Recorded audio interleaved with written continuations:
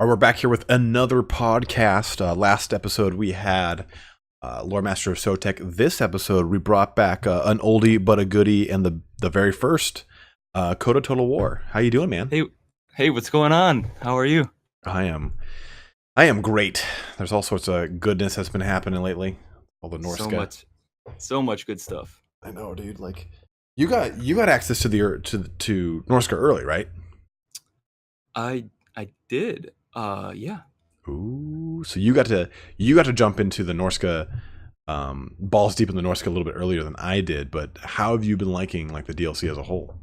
Oh man, I absolutely love it. I'm less critical, but even I think that the like the kind of overall attention to detail, not that there's like, that doesn't mean that there's not mistakes, but the overall attention to detail, like what you get from both campaign, single player, and multiplayer is just a lot Right. in this one. I totally agree, and I like how they were saying like this is kind of like a taste of things to come, because it's like they were saying some of this is going to tease you as to some features we're adding with Total War Warhammer 2, and I think that's like what we're going to see in the Total War Warhammer 2 campaigns are going to be kind of similar to the fleshed out, better, more streamlined Norsca campaigns. Yeah, I mean, like the monster hunt. What's good about like stuff like that is it allows like different people to enjoy the game differently, and that's how you grow. Mm-hmm. So I love that. Like there's a huge single player audience just as there's a huge multiplayer audience, right? So dude, I only played single player through Rome Total War all the way up until this game, until Turin got me into doing this. Like I had not touched multiplayer once in any of these games.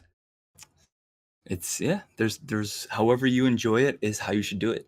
Yeah, and the funny thing too is like I haven't even touched a monster hunt. Like I think after I get off this video with you, I'm going to go like start a monster hunt, because everyone's saying, dude, the monsters are so fucking sick. And I'm like, what are they like? It is cool, man. It's like the armies are cool, the abilities are cool. They really went in.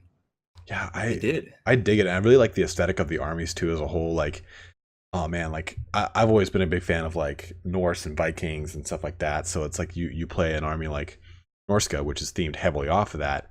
You got these fucking werewolves like trudging across the battlefield, and all these like varying like berserkers and shit like that. It's so cool. Yeah, I like that. Like, okay, so think about this for a second. Like, Creative Assembly now has pretty much brought Norsca to life in a way that Games Workshop didn't have, like a model range, you know. So that would be a first. So I think that's cool that they're taking that liberty. They're going there.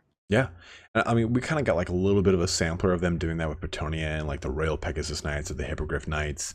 And I think that this kind of shows us as Total War players and as Games Workshop fans that they can take a source material that is very, very, very vacant as far as depth goes and create a very deep, interesting lore on their own merit. Like that's Creative Assembly's creation is Norsca. Outright. Yeah. Like sure, it's got its roster from White Dwarf, but it's nowhere near as fleshed out as what they did. They took a lot of different source material and made a really, really, really good faction, I think. I agree. That's why it's Creative Assembly. I mean, people are hard on, people are hard on them, and I get it. They're not any harder on them than like, any other video game fan is right. on video game companies, but they really do a good job, and they have to juggle a ton of shit when you think about mechanics and lore and like, I don't know. No, I agree, man. Because I mean, for a lot of people, like this is their baby. Like this, I mean, this is my imaginative childhood. Like, I mean, this is what I grew up reading about, and it's like to see it all come to life in a video game with the graphics level that this game has, and like the attention to detail this game has is so fucking cool. Like I'm so hyped up for the second one. It's ridiculous. I mean, I agree, man. So let's see. As far as the Norsca roster goes, do you have a favorite unit? Dude, I don't know. So like, I have to say the Skin Wolves in general. Like, okay, the Werekin is fucking amazing. Like, it's so strong, dude. Yes. Like, agreed, stamped. I wasn't gonna cut you off. Agreed. And the armored ones are so damn cool. And then I really, really dig the this normal skin wolf. Like the fact that they're anti-large and I can like sweep them through like a gap really quick because they're so damn fast. They're the speed of normal cav, of like a Bretonnian heavy cav, so they can get to places and do some serious damage. I'm all for the skin wolves, man. I think that's a great choice. What are your thoughts on the Famir though? Okay, so I think that the Famir are really good. They are. They're. It's because though of their armor. Because of their armor or their sundering? They're honestly like, so everything's good, but their armor value, like that's high. That's objectively high. Not like for Norsca. That's like dwarf. I mean, that's right now. I think it only goes up to 120 for like Ironbreakers and shit like that. You know? Yeah, they have like 100 or 110. I can't remember the Famir. I mean, Famir are 110. Yeah, holy fucking hot shit. Yeah, I mean, you know, and there's only like 9 of them or 12, depending on what size you're playing on. But yeah, they're durable. So I've had success, like, because they have sort of low leadership. But if you give them some experience or chevrons, and they stick around, they're durable, and they do armor sunder is really valuable. That's another thing that like that used to only be for regiments of renown, right? Like this is the first faction to have it. I want to say, oh shit, I think the nasty skulkers. Don't quote me. Don't the nasty skulkers have sundering? So the rusty R's do. The dwarf Peak Guard, the new Chaos Spawn, and basically the Mist Stalkers, and now all the Famir Warriors. But before all those other units are regiments of renown. So I'm trying to think if there's like an artillery piece or something, or like a lord. I might be. There's some artillery pieces. I'm sitting here like typing in, trying to find it up, and I can pull the game up too, I guess, at the same time. But like the fact that like you can stack Sunder armor with so much, like okay, I can use, and I mentioned this in my Famir video, and I was talking to Turn about this. Lore of Metal got a really great buff, and not so much a buff. Dude, everything changed. But yeah, right? Go ahead.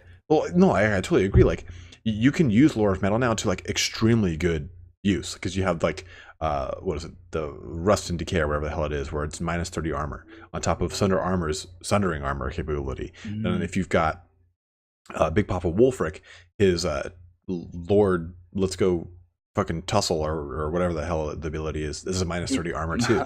And so you have a minus 90 armor on a unit, like holy shit, dude, like goodbye. Like I've been burning down lords with those two, with Wolfric and the Skin Wolf with a Lord Metal so fast lately.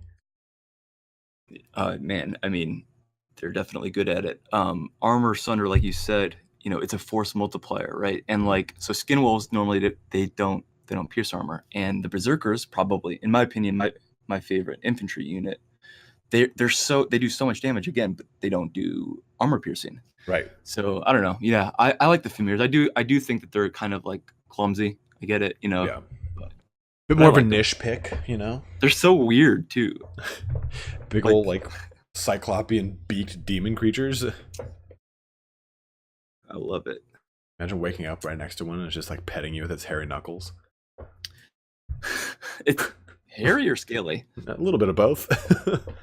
So I like you, I like the Skin Wolf Werekin. I think that, so I don't want to be like, hey, this is gonna get a nerf, or like it should get a nerf. I'm not gonna say that, but I'm gonna say I wouldn't be surprised if it did, in terms of its cost. You mean the Gore Bowl 2.0? Right. Except he's a lot cheaper. Right. And I think it was kind of like, I don't know if you caught this at all, but it was kind of up in the air for a while exactly how and where they counted as large and not large. The Werekin? The Werekin and all the Skin Wolves. So like, you know how like non-large units like infantry get a like melee attack and speed reduction in like shallow water and things like that. Right. And then, you know, if something has an anti-infantry bonus or an anti-large bonus, you know, it applies. Well, apparently, and I don't know what the status is right now, but the last that I heard, the Skin Wolves were actually counted as infantry for the purpose of those terrain debuffs, but counted as large for like anti-large bonuses. So I don't know. I think that might be Very first. interesting. I see, like you and like Gobbo King and like Turin, you Oh, guys dude, know no. a lot about like the behind the scenes stats when it comes to that kind of stuff. Like I Those guys are on a different level, but That's true. It's true. I mean, like I'll look at fucking like Gobbo King's videos, or I'll chat with him, and he'll like tell me all these things, and I'm like, dude, that's a value in the game. When did they add that? Like, dude, he's so smart. yeah, Like, I think he's a civil engineer. He's gonna correct me. He yeah, I guess I don't want to say anything. I think he has at least 2 master's degrees. Yeah, he just completed one or something like that. Like, biggest idiot I've ever met is what I'm trying to say. In short, dumbest guy I've ever talked to. What a dope. And also knows nothing about Warhammer or spells. Yeah, I mean, he just like, oh, look, I'm really good with numbers, and he was like 1 + 1 = 11. I'm like, okay, I did that joke when I was in fucking high school, man. Stop it. Dude, I love corny jokes. That's our generation, right?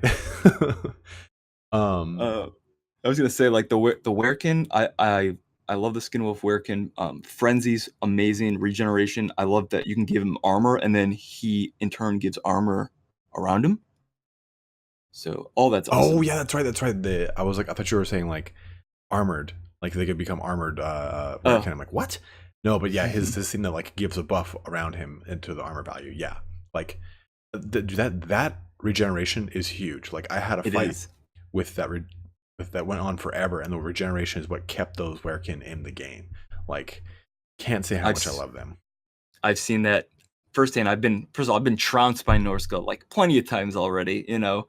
But in the end game is like important in all Total War games, I feel like, but you know, in this one as well. And units with regeneration are there in the end game. So oh yeah, well that like a lot of people too, and not to segue off of the Skin Wolves. Another really good combination that people have been talking about is you use Famir on top of Berserkers, and you let the Famir hit into the unit, and the Berserkers come in and fill the gaps around them, and they basically are using the Sundered Armor, like you were alluding at, to just kind of buzz through things. And I'm like, yes, I want to hear more of these things. Have you had fun with the mammoths, or any experience or thoughts? So on my Saturday stream, I did. To close up the stream, people were like, "Dude, do all mammoths," and I was like, "All right, I'm fucking online." Yeah, what? Online? Oh yeah. I did a full Moa-kill mammoth, dude. Fuck party, and it was the Regiment of Renown one, the War Shrine, the normal mammoth, and Wolfric. I think it was 5. It might have been one more additional mammoth, but it was that against a Wood Elf army, and right.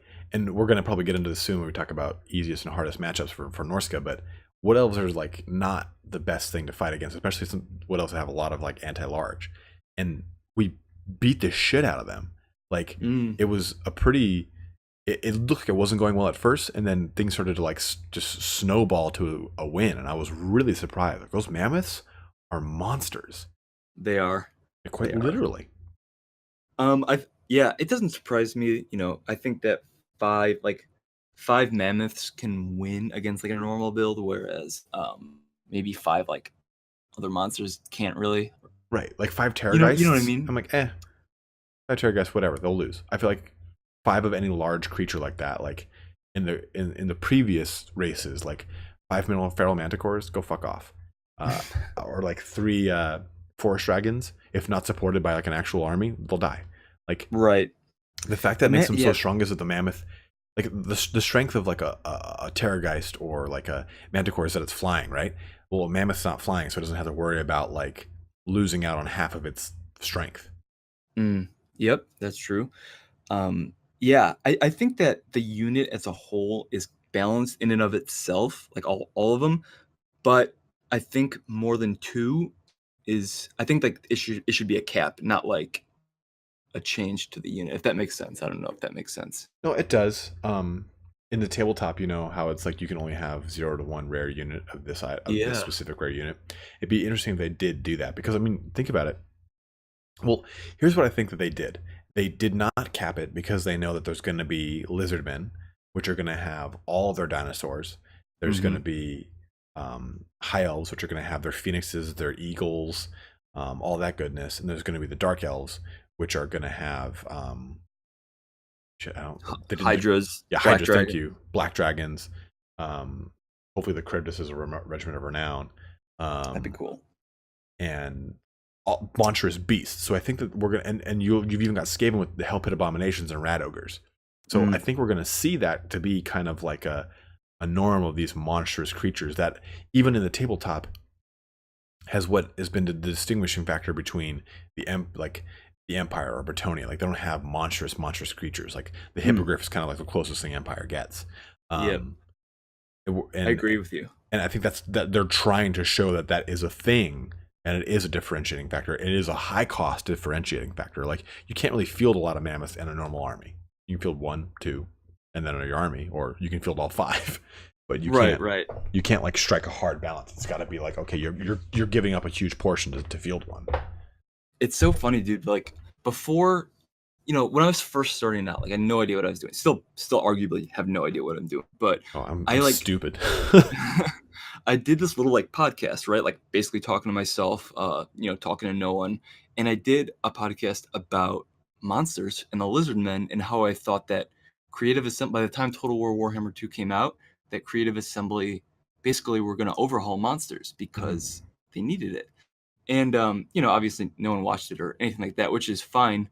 But a lot of what and this isn't like I was right or wrong, but I'm the prophet. Because I was like all talking about the lizard men. And like, I was like, yeah, in order to like make the Bastillodons and Stegodons and Carnosaurs and stuff, like they can't be Ragnarok spiders, Right. And they can't be giants. Like there has to be something in between. They have to like take a kind of like the game-changing power of a Shaggoth and apply it, speed and armor, things like that, and apply it to basically being more than just an anti-large one hit, Totally agree. The War Mammoth is pretty much exactly what I thought the Stegodon or Carnosaur was going to be. And I think that they're going to be a lot like it still. Yeah, I'm so excited for like Bastillodons and like the spawning pool one, or like the Sunarch one where it's shooting fucking sunbeams of doom. Like Luminarch Mammoth, basically. Yeah, the Luminarch Mammoth. The pimp chair mammoth. And like it's exciting because it makes me really like Total War Warhammer 2 is obviously going to add factions, but it's not just going to be a faction adder. It's going to definitely change the meta and how the game plays. Like, because I think they learned, okay, so Total War Warhammer 1, I think you and I can both agree, is a great game. But the polish that they've already put on it with just Norsca alone makes my nipples just harder than fucking rock diamond when I think about how Total War Warhammer 2 is going to be. Agreed. I mean, yeah, production and budget has gone way up. Oh yeah, and it shows too. I mean, like this map is huge. It's huge, and we'll get into that too. We're already jumping ahead. That's fine, man. We can jump around. Who cares? Jump around.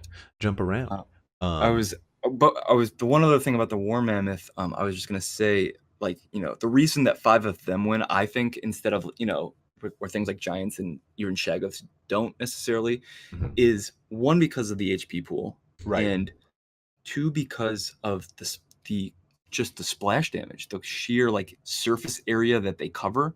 Like those things are built to destroy an entire infantry line. And I don't think anything splash damage so far has been quite that big. So I don't know a lot about mass. Shaggoths kind of get.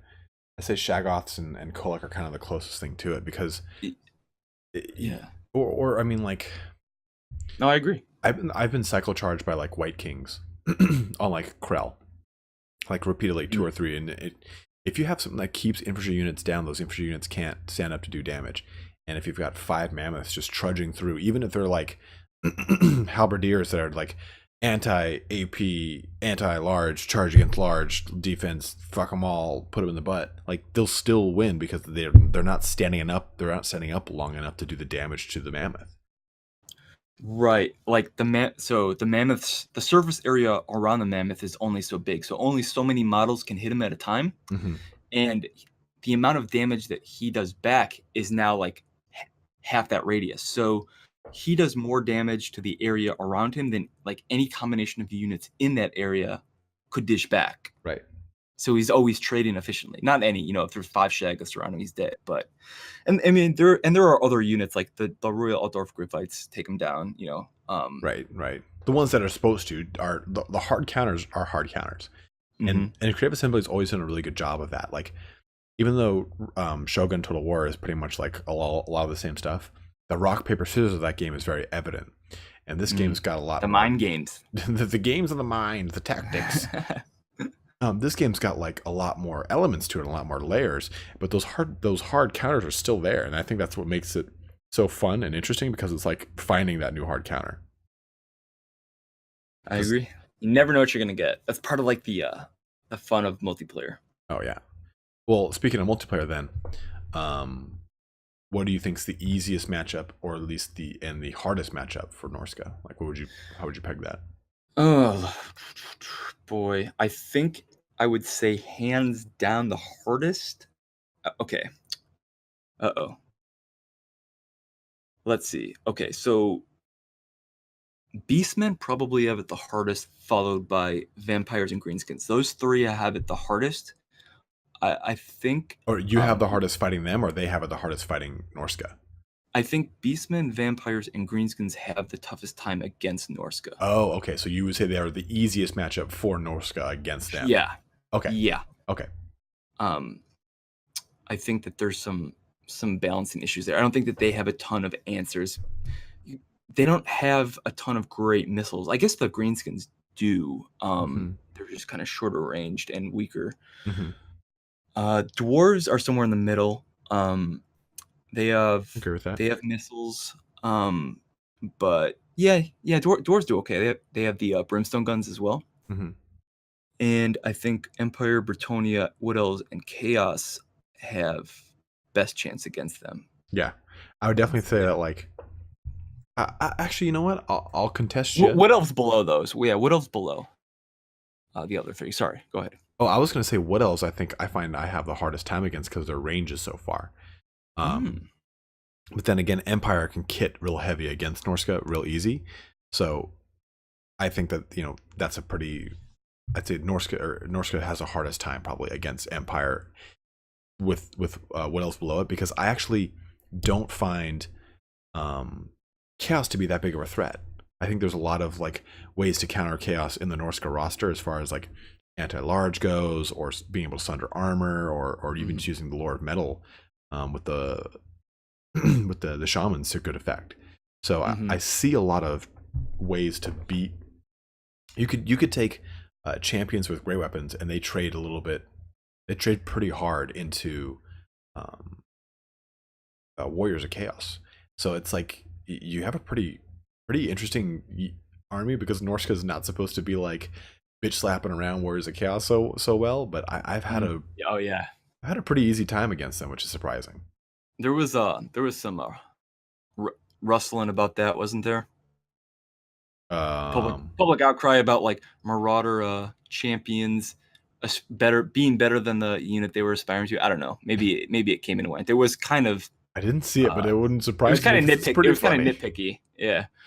So I guess like the whole thing was that the 2 elite infantry choices for Norsca are the Marauder champions, and they aspire to be Chaos Warriors, who they happen to have a lot better stats than, in some ways, not in all ways. So, but I mean, it was just like a little lore nitpick. So it's really because it's like you have the Marauders, which are kind of like low tier Chaos infantry fodder units. You get to just send out units, then those Marauders ascend to Warriors of Chaos, and it's like a huge thing for them. They get a better stat line. They're a lot more durable. All this action, and it's like you look at it in the Norsca roster, and it's not that way. They don't have the armor, of course, of like a Chaos Warrior, but they're still a very like stalwart frontline unit, rather than kind of like the chaff that is the normal Marauder. Yeah, I don't really take them. Normal Marauders. They're so expensive. No, I do. The champions, they're so. I mean, they cost as much as Black Orcs. Interesting. I only take champions. I take champions and Berserkers. Berserkers are so good, dude. Berserkers and Javelins. Oh yeah. Dude, javelins are crazy. Like I would, again, like, not saying like should get nerfed, but wouldn't be surprised if something happened. because there's so goddamn many of them. And it's kind of like they're like the greenskin range. There's so many greenskins on the field shooting at archers or shooting arrows, but they're not that great. But with the Norscan javelins, I feel like there's so many of them, and they're doing damage at a shorter range, but they're doing damage. They also like rip through your own units pretty hard, so you got to kind of be careful with them. Yeah, I mean, they cost only 400, right? And like against something large, each guy in that unit does like 50 damage. That's a lot. Yeah. Oh yeah. And then you've got the hunters at 550 a unit, and they just rip up armor. They rip up armor, which makes them, in my opinion, that's what like makes them such a hard counter for chaos, from what I've seen at least. Yeah. Just hucking axes across the battlefield like fucking crazy barbarians. So before we can move on to the patch, but I just want to ask you one thing: Wulfric or Throg for you? Oh, dude. Oh, you see. if you could only play one for the rest of your career, that's fucked up. As a pod tuber. As a pod tuber, which sounds like some sort of like elegant way of saying I'm going to have my semen put into a little tiny thing and jammed into the ground, and then 7 years from now we're going to have a fucking mutant baby come out of it. Pod tuber. But yeah, crazy man. Thank you. Throg so Throg always had like a pretty like soft spot in my heart, because he was a really, really good tabletop lord. A lot of people didn't choose him though because there were better lords to choose. But if you ever wanted to field trolls, he was the choice because he was actually a very decent lord for the amount of points he was. But I'd have to go with Wulfric because I'm like, okay. I just like his abilities more. I like his lore a little bit more, that he can like perfectly insult someone in their native tongue, like without error. And I think that's fucking awesome. He's badass. Oh yeah. I mean, his look too is really, really great and really iconic. Dude, I told you, he's Euron Greyjoy and Tormund together. 100%. 100%. Fucking psychopathic Viking pirate, dude. And if they add Valkia the Bloody too, his Brienne of Tarth, he's just going to be going for that ass the whole time, just chagrining at her. You see the episode yesterday when he asked about the big woman? Yeah. Oh yeah. I was like, God damn it, fucking figures, Tormund, you big bastard, just hunting down large hood rats. Dude, and now the Hound's with him. It's getting crazy. It's getting crazy. Yeah, spoiler alert. If you haven't seen the newest episode of oh fuck. Sorry about that. Well, you didn't really reveal anything. If you haven't seen it, go see it. There's a beginning and a middle and an end of the episode. So that's your spoilerless review. Okay, so we did get a new patch with Norsca. I don't know a ton about it. I know that the Fey Enchantress got a nerf. I know that Raised Dead got a nerf, and Lore of Fire got a nerf, or a buff. But what do you know, and what have you noticed, and what have you said? What are some things that you notice are fucking great, and what things have you noticed that are just not so good, or at least just don't have any bearings on anything? Yeah, sure. I think that the biggest impact change is the Fey Enchantress / Earthblood, but I think everybody kind of knew it was coming. Mm-hmm. She got hit pretty hard. In my opinion, it's a little bit too hard because it's coming from 3 ways. Like, her price went up, Earthblood went down in effectiveness, and then her aura that's kind of the biggest one. Her aura got nerfed. So, but that's okay. Bretonnia is still strong. She still has her uses. Lore of Life still has its uses, even though I do find, obviously, Earthblood is less effective, but I think that it's still useful. But the other one, the Dwellers Below, that's like a nuke now. Oh, really? So, it actually does some serious damage? Yeah, it like serious damage.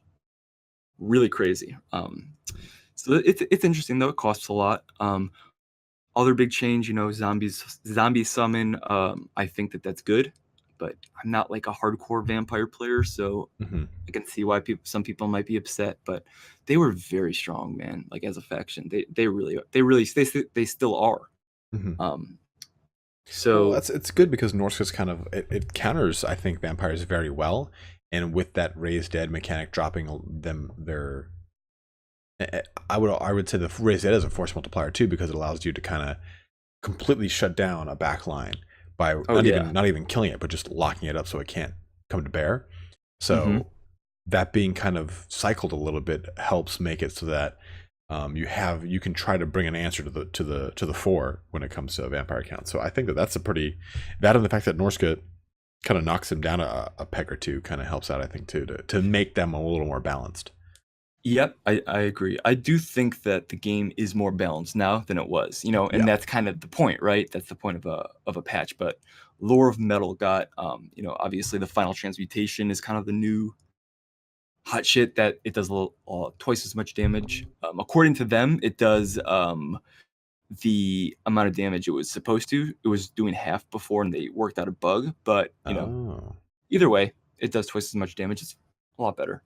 That's kind of cool too, because it's like with this huge meta shift with this patch, the quick battles have been way different and way more refreshing. Like I've been playing against Bretonnia a lot more than I have before, like in different matchups and different actual rosters. So, oh yeah, oh dude, completely different. And it's been a lot more. It's been more fun. Like I've enjoyed it. They've basically taken a game that I've been playing for a year and a half now and just said, hey, here's like slight tweaks. And like seconds worth of tweaks, and it completely changes what I'm seeing, and I love it. Don't you love it, dude? Oh, that's Warhammer, man. That's the Warhammer way. It's funny too, because we were talking about like different editions and shit like that, and it's like, in 8th edition, bringing large beasts was not. It's not like it was not a bad idea, but it's like, oh, you're bringing large beasts, okay, my cannon kills it out. Could be a liability. Yeah, exactly.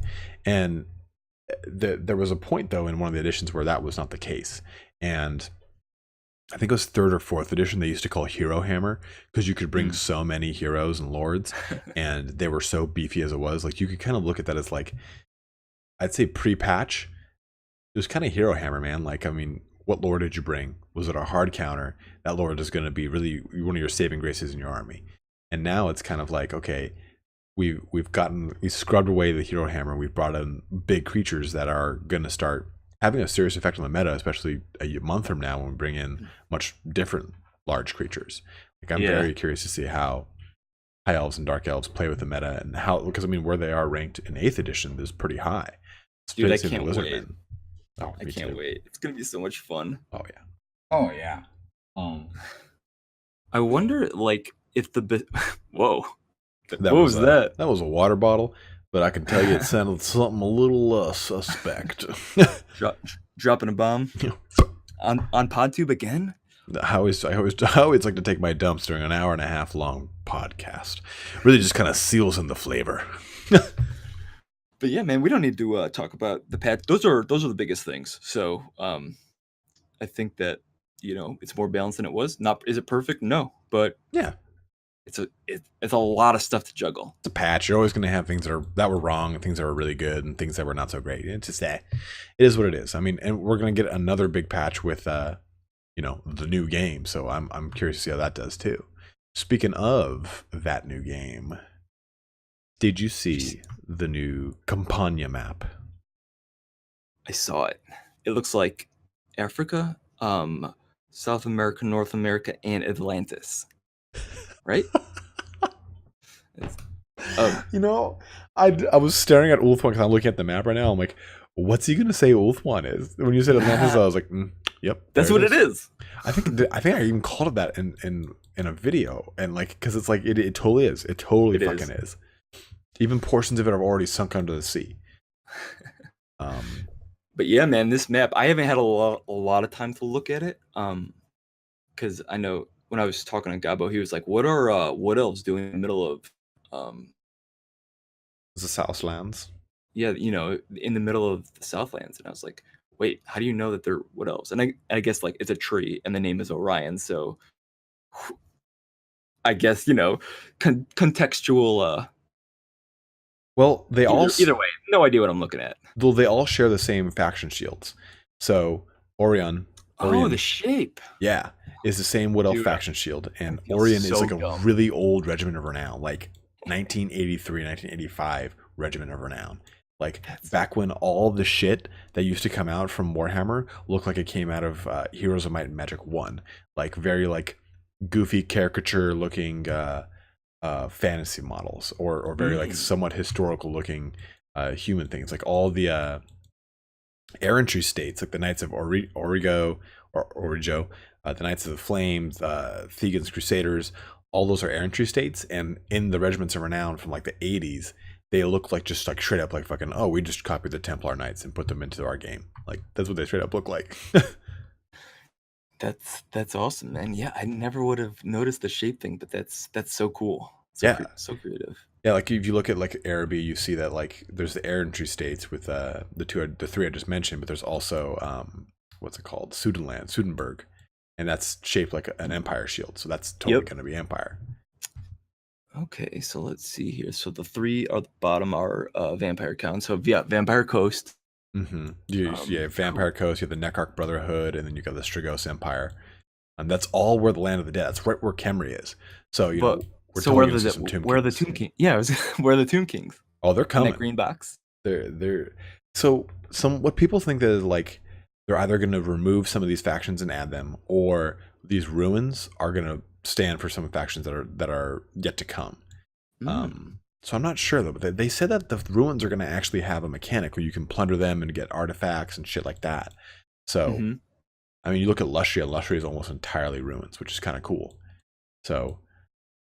I don't know. It's huge. There's so many factions. Yeah, and well, that was one thing that someone on the Reddit posted out or pointed out, is that they're breaking the faction mechanic. They're going back to like the Rome days of like, okay, we don't just have a Rome faction. We have the Triarii, we have the Scipii, we have the Romani, where it's like, or whatever the other one was, whatever the Caesar's one was, or no, Brudi, like the three different factions of Rome. So rather than having that, we've got, you know, Lothair and Averlorn, Calidor, Trace, Kothic, Illyrian, Sapri, so on and so forth. So I'm excited that they're doing that because it makes the game harder, but more fun. Yeah. Like I love Rome Total War 1. Yeah, man, it's going to be this. They're really stepping up the campaign and single player, and that's good because I think I saw a statistic that's where a huge majority of the player base mostly plays. Right. And I don't blame them. It's super fun. I mean, so it's different every time. You know, you never know what's going to happen, and I mean, they even did that huge overhaul to the Empire AI because the Empire was just getting its ass put into it every time you played them in the as a faction as an AI. Yeah, that's what I gathered. That's like, so when I play campaigns, like I take my sweet ass time and like I totally just I play it like Heroes of Might and Magic 3. Like I just like, you know, so I wouldn't have noticed so much like that something was that bugged, but I know that there are people that play a new campaign all the time, so I'm glad that they fixed that. You know, it's interesting too you bring that up. Like I used to play Heroes of Might and Magic 2, 3, 4, 5, 6, 7, 8, 9, 10. And the best. Yeah, right. 3 was so goddamn good. And like, okay, I'd have one castle and I'd have one hero. And I'd only focus on that hero. And eventually I'd make one other hero to bring me units from my home, from my capital, to inflate my army. Like I would never focus on multiple armies. But it's like the more I get into, I guess, the competitive scene and the power gaming scene of Total War Warhammer, people say, oh no, you got to do this, and this. And I'm like, shit. I never would have thought of that. I just would have had one super general and maybe another, like, I always tend to, like, especially in Total War games, I always make one general that's all cavalry because I'm like, the Riders of Rohan are badass. So I always have like something like that. But like the people we play with have all these great ways of approaching the campaign that I never thought of. And because I'm the same way. I'm like, okay, I'm just gonna slowly and meticulously make my way through the nations. Well, like they're like saying, hey, you have to control four things by turn 5. I'm like, oh my god, I'm not prepared. I mean, you know it's good when it provides that many various experiences and that much hours of entertainment that's different. I mean, that says it all. Oh yeah, like, oh man, I did not expect a map reveal like this. Like, maybe just to show the map, but like this shows so much. Like Lustria, Ulthuan, Naggaroth, Southlands. Like, what race aside, which continent are you most excited for? I mean, I'm most interested in Nagaroth, I Okay. think. Okay. Yeah, I'm most interested in kind of seeing how they. I've obviously seen like the cinematics and stuff, but kind of how they really portray like the cold, desolate, torturous, completely psychopathic, like everything, right? The slavers, the ships, the navies. I'm super interested in the navies. Yeah. I know that obviously there's no sea battles, but um, dark elves and high elves were kings, right? Kings of the sea. Yeah. Karen Carr, uh, Kothic, and Ivris, all about that sea action. And yeah, Lustria. I'm excited. I'm excited about everything. I mean, the Southlands, like I like it. I like that. Like now that Norsca's possible, like anything's possible, right? Oh yeah, yeah. And so I like the promise that it brings, but I think right off the bat, I'm interested in like the ones that I kind of know. Yeah, like I'm sure. Like I would love to see Tomb Kings. So Tomb Kings have a fucking gorgeous model line. Like it would be so great to see a lot of their units. But I'm really excited to see what they do for high elves and dark elves, because of course those are going to be my two favorites. B, what kind of unique Skaven mechanics they bring in, but more so than the actual race DLCs, I'm excited to see how they expand on the current race DLCs like they did for Total War Warhammer 1. Like what legendary lores they add, or what units they decide to add, or what have you. What factions, I guess. I mean, like, everything seems so detailed and in it that I'm like right now I'm kind of like blinded by what's in front of me, and I'm like, there's nothing missing, but I know there's stuff missing. My brain's like not on top of it right now, but like they leave the windows open for later. Yeah, and it just is so good. I'm so curious about how Skaven are gonna play. I can't wait. I just want to see, like I want to see how Doom Wheels, like how they function on the battlefield. Yeah. You know what I mean? Well, and now that we see Queek Headtaker is one of the legendary lords, and we see that, okay, so you see on the map, Southlands, you see the large ruins. That's clearly going to be like, so you notice the larger symbols are the starting positions. So Lothern has got a larger flag than the rest of them, and okay, yep, Hexawaddle. Okay, so you look at the two southern tips of the Southlands and Lustria. You see where the Skaven are going to start. The Lost Valley is clearly Pestilence, because that's all green and shit. Then the red, the Southern Jungles. I'm gonna say it's Clan Moors, because that's Queek Headtaker, and Queek Headtaker's in Clan Moors. So it's like, I don't know how they're gonna do this. Like how they're gonna do the Skaven. There's so many options. They surprised me so much with Norsca that I don't know. I think that so Skaven, they're so there's a comical aspect to them, right? Oh yeah, so much so. And like kind of a cowardly aspect to them. They're kind of goblin-y, right? But even more sinister and deceitful. Yeah, even more sneaky. Yeah, exactly. Sinister and deceitful. But also like technologically, like, all the warp dust, all the warp powered shit, the javelin, the cocaine. Like that's gonna be crazy.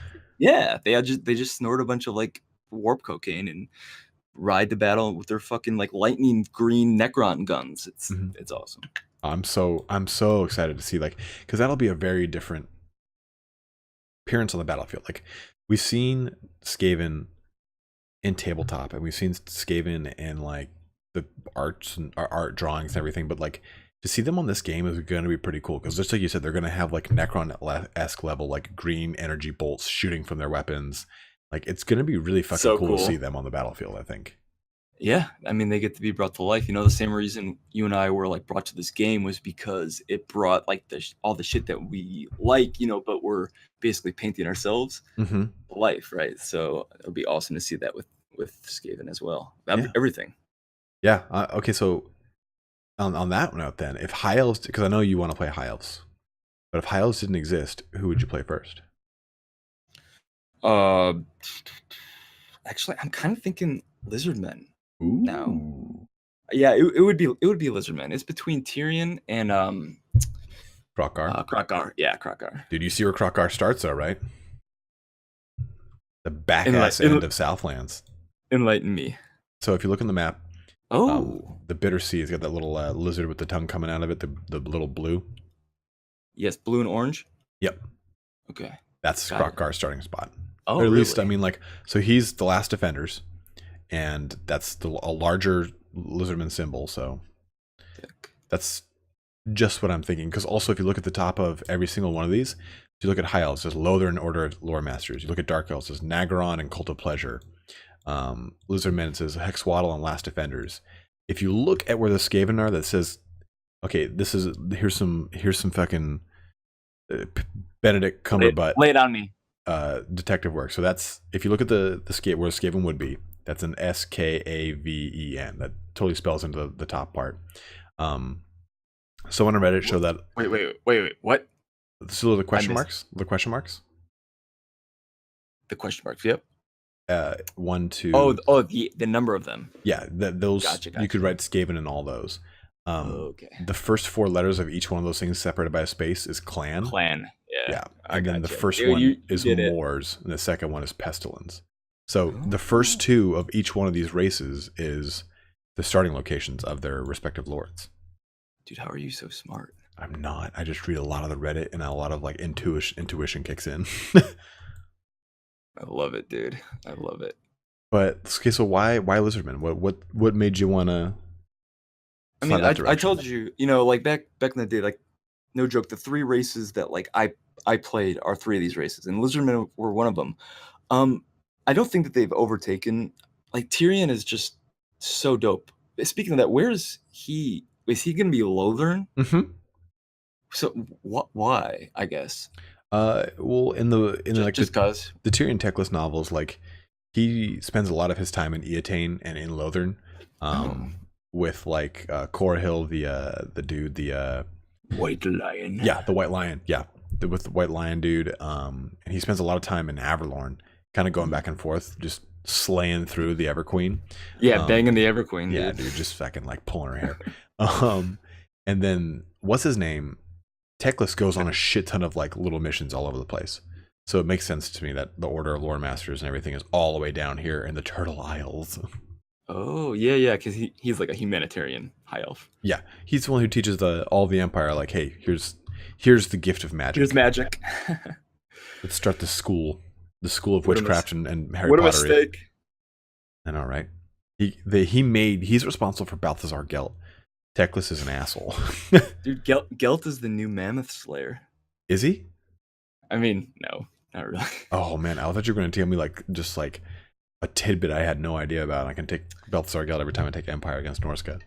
Plague of Rust, the Overcast one, does -60 damage or -60 armor. Sorry, and that's a lot. Substantial. So I think not really, but I don't know. Gelt's all right. Gelt gets too. People are too hard on him. I think so too, but he is the face of the Emperor. So when Total War Warhammer 2, there we go, comes out, we definitely got to do a campaign, because I want to do, if I don't do High Elves, I'll do Dark Elves, because Dark Elves are fucking great. Dude, yeah. I can't wait to see their magic. Bet. Oh yeah. Can you do you have to play against each other? Like if we were both, like if I was like, yeah, I'll play Teclis, like that would be awesome. Could we play? Would we be rivals or? Well, funny you bring that up. I was actually going to bring that up earlier. So this is going to allow you to do co-op campaign of the same faction. Okay, that was my confusion. So really? I can play Lothar and you can play Order of Lore Masters. So sick, dude. What I'm wondering, that is damn new. That's awesome as hell. I'm so excited for it, because I'm wondering if are they going to share income, or is it going to be separate factions but kind of allied together? How was it in Heroes? You did not share income if you were allies. I think you could choose to. Oh, you could. Oh yeah, you're right. You could choose. Yep. You could have like share or something like that. So I don't know how they'll do it. It'll be pretty interesting. I'm even excited they added like Fortress of Dawn, the Citadel of Dusk, like all sorts of like lots of detail. Yeah, very little detail too. Like Dracula Coven, that's made up. It's not there. I mean, there's Dracula Spire, but there's nothing like special about them. Like they took a lot of really cool liberties, I think, and that's what I'm really excited about. It's gonna be so sick. So what else are you working on, dude? I know it's getting late. Oh yeah. So did I just press? what's next on your radar? If you don't mind, if you don't No, want to say it. absolutely. I pressed escape and I thought that's like quit something. So I was like, oh shit, are we still recording? Um, I'm working on so a lot of you guys have said that you like the videos on the gods and the pantheons, and you wanted to know more about the human gods, the elf gods, the dwarf gods. So I'm working on a dwarf god video for this week. I'm going to be doing now a video on the errantry states and Carrick Zorn, because that's now extremely relevant, and I'm sure a lot of you guys are wondering who the errantry states are, where they're from, and all that action, since there's so little about that in like you have to go literally back like over 25 years to find fucking information on them. But I mean, that's sick, kind of what I've got planned, and some quick battles. But I love your lore videos, man. Thanks, dude. They're so good. They're not I don't have the fancy fucking pro skills for Premiere Pro skills that you do, but you don't need it. You don't need it. You don't need anything. It's all just silky jazz. Just your voice. Lovely voice and your huge hard brain. Huge throbbing brain. What about what do you got on the docket? So I was kind of thinking about like doing a little like Mammoth Slayer video, but in a way of like the quickest ways to kill a war mammoth, right? Like the little combos, like that Plague of Rust plus like, you know, crossbows or handguns or whatever combo, or Lore of Heavens,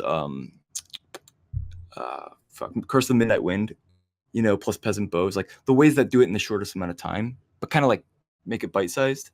I like little stuff like that. Oh yeah, I think that's the best format too. I think a lot of people, you guys can let us know. I think a lot of people appreciate a video that's really only like, I know when I'm like trying to type in like, okay, how to do this or that. If it's really like over 10 minutes, I'm not gonna do it. I'm not gonna watch it. So if it's a bite size, like how many factions are there now? There's Empire, Vampire Counts, Dwarves, Greenskins, Norsca, Chaos, Bretonnia, Wood Elves. Like I'm forgetting one. Oh no, so like say 10. Let's just say 10 for easy math. If you did a 10-minute video with a minute each of like, it's no time. What? I was gonna say like, yeah, it's like no time, but sorry. I thought you said nap time. Like, what? We're taking naps, motherfucker? I want to take one. Yeah. That's one thing I miss about fucking growing older. You can't take a fucking nap without fucking getting bitched at. But yeah, if you like a 10-minute video like that, like I'm sure that a lot of people would love that, because it's like, okay, you could say Bretonia's at minute 7, jump to, I always play Bretonia, jump to minute 7, okay, oh, so this is how I deal with that, great. Like I'm sure that like that would be huge, because we're going to be seeing mammoths and large creatures quite a bit here in the next couple of months, and next year and a half or so, until we get Total War Warhammer 3. Right, we better get used to taking them down for sure. Seriously. But yeah, man, absolutely. Yeah. So yeah, we'll see. This was super fun as it was last time, and as I expect that it will be. How was the you did the lore podcast as well? What did you guys cover in that? Well, I think so. Lore Master of Sotek and I really just talked about a lot of like. So Lore Master of Sotek's been playing a long time too. He got in to the game around the same time I did. And we kind of did the same thing you and I did initially. We were just kind of nerded out on the beginning portions of it. We talked a little bit of speculation about the lore behind a lot of the Skaven clans and the such. But for the most part, it was. I was gonna say it's the best, man. Just chilling and talking, you know. Oh, yeah, just nerding out hardcore. We're just hardcore nerd boners ever, just touching tips. So it's been really fun. On that though, who would you want to see with us? Like, I'd love to do like a threesome, a menage a trois of personalities. Who would be your dream person to have on the podcast? Man, I'll go hunt the fuck out of them. Anybody, man. Like I love Torn. I told you, you know, Torn and you were, you know, huge inspirations for me to even try to do this. I think he's super smart. I think Gabo King is super smart. But man, you know, I'm not quite as versed in the personalities, but as long as no one seems like a dick, so you know, anyone that's cool and has something to say, just chill, you know, chill and talk. Yeah. Well, I know I talked to a couple people and we'll get them on board. Like I know Gobble King was down for it, so hopefully we'll have Gobble King joining us. Turn gets back in September. And he said he'll definitely be down for a podcast. But I've been talking to like In-App General, and Indie Pride and stuff like that. So we'll definitely be able to get them up on this piece. Yeah, that would be great. Like, it's like the more the merrier. Like the community, especially in the content creation community too. Like there's so much stuff out there, you know? Oh yeah. And I don't think there's a lot of formats like this, a lot of mediums like this, or at least forums like this, where people can hear the way the content creators talk and how passionate we really are about all this. Like, we're not just like people that make content because we're in like a game developer's pocket. Like, we make this content because it's like, I wake up every morning and I look over and I look at my bookcase and it's filled to the brim with like White Dwarfs and like Games Workshop stuff and stuff like that. And my girlfriend's like, "What's that stuff?" I'm like, "It's nothing, babe. You wouldn't understand the dark side." Oh, dude, you haven't told her yet. Oh no, she knows. She's always like, "I want to watch you paint." I'm like you're like my French women, Jack.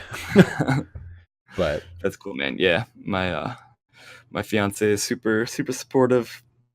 She's like, "Whatever you want, dear." You're like, "I just want to paint." It definitely helps. But yeah, man, we should do this again soon, and the more the merrier. Like I said last time. Yeah. So let's close this podcast out with a little thing I want to maybe start doing a reoccurring with a little game called a Would You Rather. So Coda Total War. Would you rather have an orc eat food out of your mouth, or have to give Kolek a sponge bath, and he may or may not have a hard on? Dude, an orc eat out of your mouth? Yeah, like let's say you have your mouth open and your head is cocked up, and he's just eating out of your mouth, like hands in there, tongue in there, his lips just grinding up against your teeth. Would Kolek be trying to kill me? No, he would just be looking at you lustfully. Maybe mouth breathing. Yeah, whatever. I'd wash Kolek's sack, whatever. Just fucking go at his velvet merkin with a fucking steel wool brush. Oh. All right. Well, thanks for joining me today, man. This was a good one. And thanks for watching here tonight, guys, or today, or whatever time you watch this. We got more goodies planned for Coda. We do have a link after this video to check out his channel, so go take a look at his channel, and a link to the very first podcast we did together. But thanks for watching, guys. Thanks for joining Coda. And have a good one. Thanks for having me, man. I had a lot of fun as always. Guys, thank you for listening. And I'll talk to you soon. Yeah, take care.